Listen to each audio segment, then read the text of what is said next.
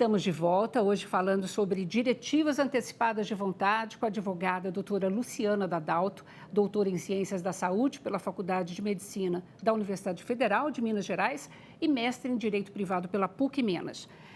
Doutora Luciana, a questão do testamento vital, do mandato duradouro, como a senhora tem mencionado, que ainda a gente não tem ainda uma regulamentação, né? E há muitas controvérsias em relação a esse assunto ainda.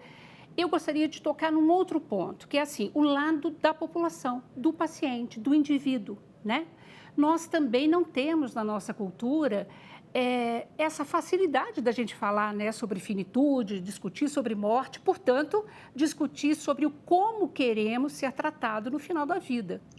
E é exatamente por isso que de alguma forma a gente diz que as diretivas, né, que o testamento vital, enfim, quaisquer das espécies não pegaram no Brasil ainda.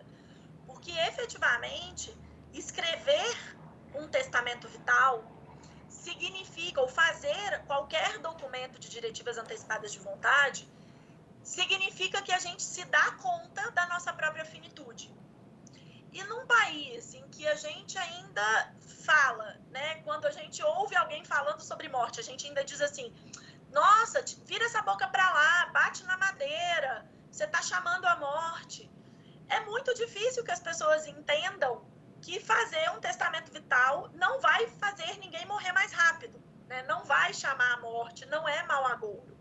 Então, a gente realmente, o fluxo no Brasil ainda precisa ser um fluxo de fazer com que a sociedade compreenda que a morte nada mais é do que um fato natural e que nós temos uma grande chance de morrer dependente de cuidados. Segundo a Organização Mundial de Saúde, mais de 60% da população mundial vai morrer com doenças crônicas.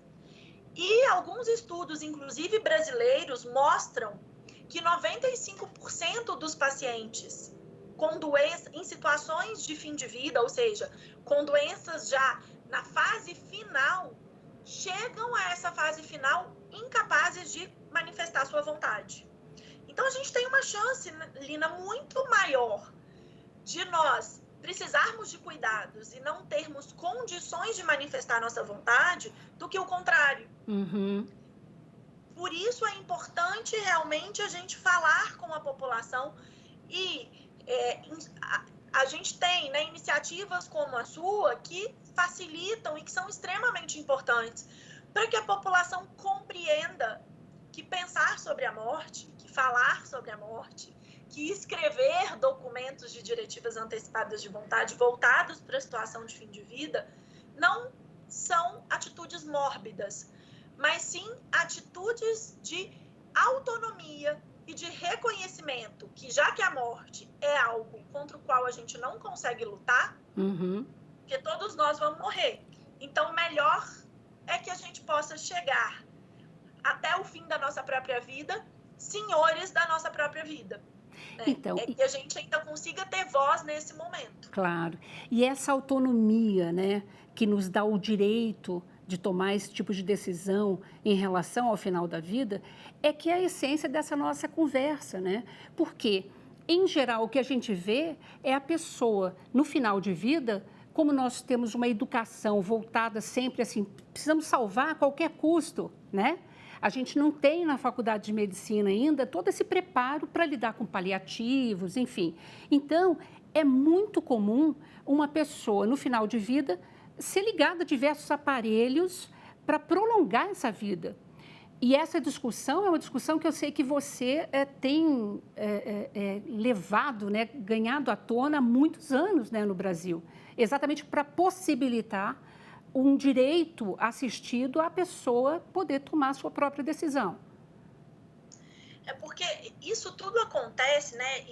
Esse prolongamento da vida, ele vai acontecer exatamente por essa dificuldade que a gente tem de lidar com a morte.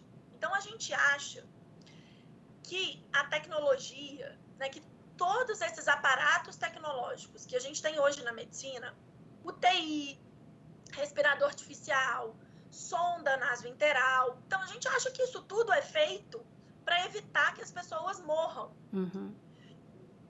E É verdade. Nós, de alguma forma, a tecnologia foi desenvolvida para evitar que pessoas com doenças curáveis possam morrer. Agora, nós estamos aqui falando de situações de doenças incuráveis, de situações de terminalidade, em que, por mais tecnologia que eu use, a morte é inevitável, porque aquela doença não tem cura na medicina atual. E aí, nessas discussões de fim de vida, a gente tem uma confusão entre utilização de tecnologia e cuidado. É muito comum que as famílias de pessoas que estão com doenças incuráveis, já numa situação de terminalidade, entendam que cuidar desses pacientes significa dar a ele todas essas tecnologias. Mas a gente precisa entender que as tecnologias têm indicações. E esse aparato tecnológico que prolonga a vida acaba por prolongar uma vida que é meramente biológica. A gente evita que o coração pare de bater e que as funções encefálicas percam a atividade. Mas essa pessoa, na maior parte das vezes, já não tem vida biográfica há muito tempo. Por quê? Vamos pensar assim, no caso clássico, uma pessoa que está em coma, ligada, que tem 95 anos, na fase final de Alzheimer, e que está ligada a um monte de aparelhos. Esse paciente já não consegue exercer a sua biografia há muito tempo. Então, eu posso, se eu olhar para vida e morte como uma dicotomia que se aplica à biografia, eu posso dizer que essa pessoa está morta há muito tempo. Porque há muito tempo ela não consegue mais viver como ela gostaria de viver. Isso acontece porque a gente tem uma ideia moral de vida que ainda é muito baseada numa ideia de biologia. E o caminho, né, a grande batalha aí para dar dignidade no fim da vida é o reconhecimento de que uma vida digna e uma morte digna, elas vão acontecer quando a pessoa consegue chegar até o final da própria vida exercendo a sua biografia. Perfeito, ou seja, nós temos que ampliar esse nosso olhar mesmo, né? E outra questão que é muito frequente em termos de dúvida da população é assim, não tem certo ou errado, né, doutora Luciana? Eu posso escolher uma morte natural, deixar o fluxo natural da morte ocorrer, não me ligar em aparelhos, caso isso seja viável, né, na minha solicitação ali no meu testamento vital. Como, na verdade, eu também posso escolher, por favor, façam de tudo para me manter viva a qualquer preço. Não tem certo ou errado, é uma decisão de cunho muito individual? Então, mais ou menos. A priori, sim. Agora, se o que eu estou pedindo viola as normas éticas, aí eu tenho limitação de autonomia. Então, nós precisamos entender que, assim, o testamento vital é um documento de manifestação de autonomia. Mas, como qualquer manifestação de ato autônomo, ele tem limites. E ele tem limites na lei e tem limites nas normas éticas. Então, por exemplo, no Brasil, eu não posso usar do meu testamento vital para pedir a abreviação da minha vida, para pedir que o médico injete uma substância e me mate. Isso é eutanásia. Na Holanda, país em que a eutanásia é permitido, as pessoas pedem eutanásia por meio do testamento vital, que não é possível no Brasil. Ok. Se nós entendermos que a distanásia, ou seja, a utilização de determinados procedimentos que não têm indicação para aquela patologia, são também atos antiéticos, eu não posso forçar o médico a praticar um ato contrário à ética médica em mim. O que acontece, Lina, especificamente em relação à distanásia, é que o Brasil ainda não tem maturidade, é uma questão cultural mesmo. A gente ainda não tem maturidade para compreender que não existe benefício para o paciente na utilização de determinados procedimentos em fim de vida. Mas isso, eu volto a dizer, é uma questão cultural e a gente não muda a cultura do dia para a noite. Existe uma pesquisa de 2016 que foi publicada pela The Economist, uma revista americana, e essa pesquisa foi feita em parceria com uma organização não governamental americana que se chama Kaiser Foundation. E essa pesquisa ligou para brasileiros, para japoneses, para italianos e para americanos e fez perguntas sobre vontades em fim de vida. Uma dessas perguntas era: o que para você é importante no fim da sua vida? Nós, brasileiros, dessas 4 populações, japoneses, italianos e americanos, nós, brasileiros, fomos os únicos que deram mais importância para o viver a qualquer custo do que para questões afetas, por exemplo, a não sentir dor, a não fazer a minha família gastar muito dinheiro com os meus cuidados. Então, isso mostra que a gente ainda tem uma cultura distanásica no Brasil. A gente ainda tem uma cultura que acha que o certo no fim da vida é não deixar a pessoa morrer. Só que essa nossa cultura é contra a ética médica.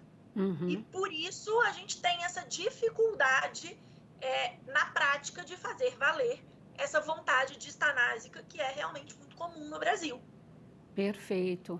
Nossa, nós temos aí uma trajetória muito longa ainda, porque se esbarra mesmo em questões culturais, sociais, de compreensão, né, do que significa dignidade, né? Tem uma questão religiosa muito forte também, então é um caminho longo mesmo.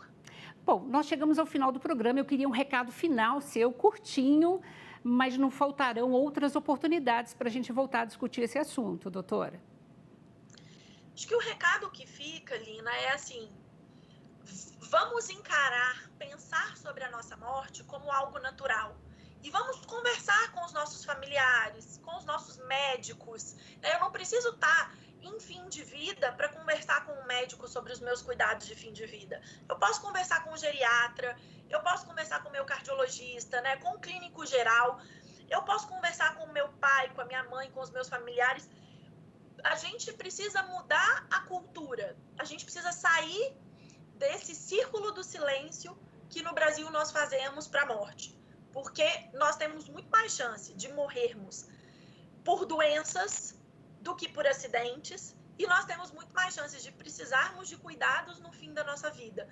Falar sobre autonomia no fim da vida, falar sobre o testamento vital, significa entender que a gente pode ter voz, mesmo quando a nossa voz não puder sair da nossa garganta. Perfeito. Muito obrigada, viu, doutora Luciana?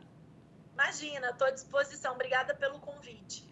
Obrigada também a você que nos acompanhou até aqui. Se quiser rever esse ou qualquer outro dos nossos programas, acesse saopaulo.sp.leg.br/TV Câmara SP ou nas nossas mídias sociais. TV Câmara São Paulo, assista, fique sabendo. Super obrigada.